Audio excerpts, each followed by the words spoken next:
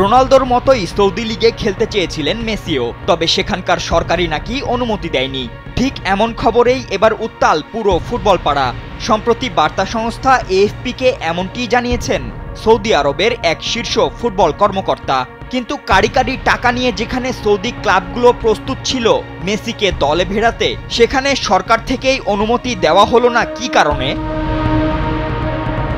জানা গেছে ২০২৬ বিশ্বকাপের আগে মেজর লিগ সকারে ৪ মাসের বিরতিতে ফিট থাকতে সৌদি আরবে খেলতে চেয়েছিলেন মেসি। সৌদি প্রো লিগ কর্তৃপক্ষের সঙ্গে মেসির এজেন্ট এ বিষয়ে যোগাযোগও করেছিল, তবে সৌদি সরকারই সেই অনুমতি দেয়নি।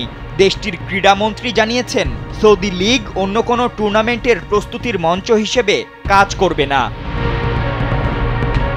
একটি পডকাস্টে বিষয়টি জানিয়েছেন মাহাদ স্পোর্টস একাডেমির সিইও আব্দুল্লাহ হাম্মাদ। তিনি বলেন, গত ক্লাব বিশ্বকাপের সময় মেসির দল তার সঙ্গে যোগাযোগ করে। মেসির সৌদি আরবে খেলার প্রস্তাবও দিয়েছিল।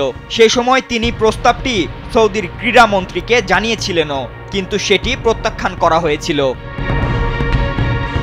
সৌদি লিগে মেসির খেলা নিয়ে জল্পনার শেষ নেই। পিএসজি ছেড়ে শেষ পর্যন্ত ইন্টার মায়ামিতে যোগ দেওয়ার পরও এখনও মাঝে মধ্যেই খবর ছড়িয়ে পড়ে আর্জেন্টাইন মহাতারকা যোগ দিচ্ছেন রোনালদোর লিগে। ফাতিন ইশরাক, কালবেলা।